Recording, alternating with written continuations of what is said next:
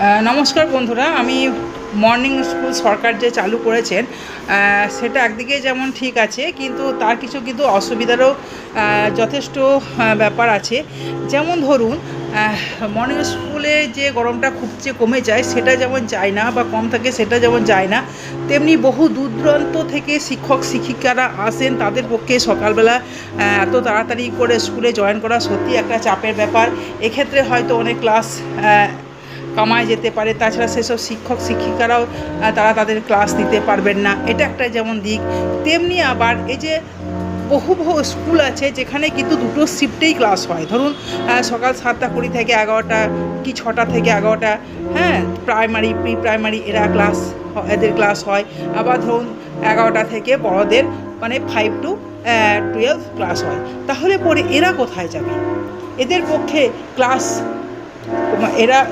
এরা তাহলে কখন ক্লাস করবে? তাহলে ফলে এদের যে পড়াশোনার ব্যাপারটা সেটা কি একটু সমস্যার মধ্যে পড়বে না?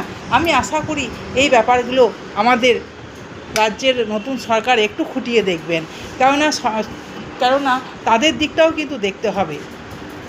তার আরেকটা মর্নিং স্কুলের সমস্যা হচ্ছে, সেটা হচ্ছে আমাদের ছাত্রছাত্রীরা অনেকেই প্রাইভেট টিউটরের কাছে পড়েন, এবং হয়তো যারা সায়েন্সের স্টুডেন্ট তাদের হয়তো খুব গুরুত্বপূর্ণ ক্লাস প্রাইভেট টিউটরদের কাছে থাকে হয়তো সকালবেলাটা। সেই ক্লাসগুলো কিন্তু তাদেরকে বেশ কিছুদিন ধরে মিস যাবে। এতে করে কিন্তু সেই সমস্ত স্টুডেন্টরা যারা সায়েন্সের স্টুডেন্ট, কমার্সের স্টুডেন্ট, তারা কিন্তু খুব মুশকিলের মধ্যে পড়বে।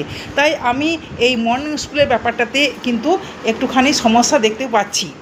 তো একমাত্র সরকার যদি এটা করতেন, হয় কিছুদিন ছুটি দিয়ে দিতেন, বা যদি অনলাইন ক্লাসের ব্যবস্থা করতেন, তাহলে আমার মনে হয় ছাত্রছাত্রীরা অনেক বেশি উপকার পেত। দেখুন বন্ধুরা, আমি নিজেও একজন প্রাইভেট টিউটর। আমি জানি যে আমার কাছে সন্ধ্যাবেলায় যারা পড়তে আসে তারাই গরমে কি কষ্টটাই না পায়, হাঁসফাঁস করে। হ্যাঁ, আমি নিজে পড়াতে গিয়ে হাঁফিয়ে যাই। আমি নিজে তাদেরকে পড়াতে পারি না, বোঝাতে পারি না, এত কষ্ট হয়। তাহলে এই সমস্ত স্টুডেন্টরা স্কুল ইউনিফর্ম, জুতো, মোজা এই সমস্ত পরে 5 ঘন্টা 6 ঘন্টা থাকা তাদের পক্ষে কী যে কষ্টদায়ক, সেটা তারা একমাত্র বোঝে।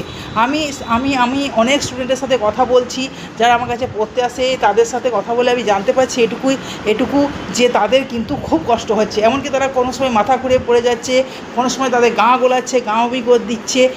তাই আমি সরকারের কাছে প্রার্থনা জানাচ্ছি, আমার এই ভিডিওর মাধ্যমে যতটা পারবেন এই ভিডিওটাকে আমার সরকারের কাছে পৌঁছে দিন আপনারা, যাতে স্কুলটা কিছুদিনের জন্য অফ রাখা হয়।